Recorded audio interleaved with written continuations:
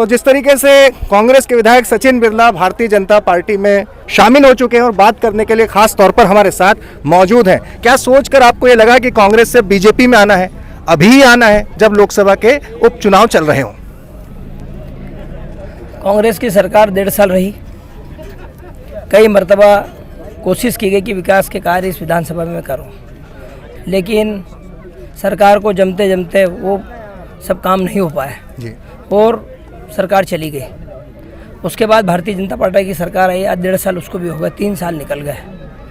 लेकिन जिस तरह से लोगों ने मुझे भारी मतों से यहाँ पर जिताया जी, देश आज़ादी के बाद से अभी तक का ये इतिहास इस विधानसभा का नहीं रहा।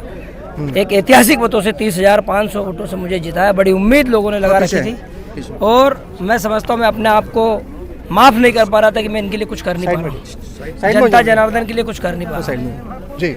विकास की बात थी। काटकुट क्षेत्र हमारा ऐसा है जहाँ 51 गांव उधर है और करीबन 1 लाख आबादी उससे प्रभावित होने वाली एक सिंचाई परियोजना वहाँ पर लाना है। जो आपने तमाम बातें की, सिंचाई परियोजना की बात की, बड़वा को जिला बनाने की बात की और इसके अलावा भी आपने विकास की बात, ये तमाम बातें जब 15 महीने की सरकार थी, आप कांग्रेस में थे, कमलनाथ सरकार थी, तब ये बातें आपने रखी नहीं। बिल्कुल और रखी तो फिर क्या सुनवाई नहीं हुई?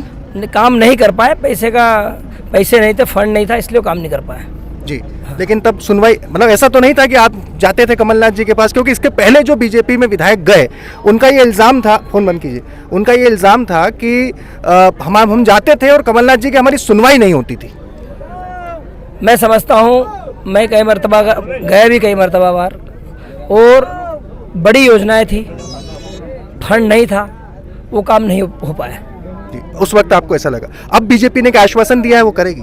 बिल्कुल, सारे काम जो बताए हैं वो होंगे और निमाड़ के विकास में एक नींव का पत्थर हम लोग रखेंगे और बढ़िया परियोजनाएं भी आएगी। बड़वा को हमारा जो कस्बा पंचायत है उसका परिसीमन भी कराएंगे और बहुत सारी बातें आज जो मंच रखी मुझे आश्वस्त किया गया कि सारे काम। संवैधानिक व्यवस्था है, अब आपको इस्तीफा देना पड़ेगा क्योंकि आप एक दल से लड़े थे, उस दल से आपने इस्तीफा दे दिया है, तो आपको विधायक से भी इस्तीफा, उपचुनाव होंगे, फिर आप उतरेंगे मैदान में? 101% बिल्कुल उतरूंगा, जनता के बीच जाऊंगा और उनसे बात करूंगा। कमलनाथ जी को भी चुनौती देता हूं, दिग्विजय सिंह जी भी अगर बोल रहे हैं, परिवार के बड़े सदस्य मेरे, अगर वो बोल रहे हैं तो मां नर्मदा जी के तट पर आ जाए, मैं भी मां नर्मदा जी के पानी में, गहरे पानी में उतरूंगा और वो दोनों भी उतरेंगे और बोल देंगे कि किसने पैसे लिए और किसने नहीं लिए।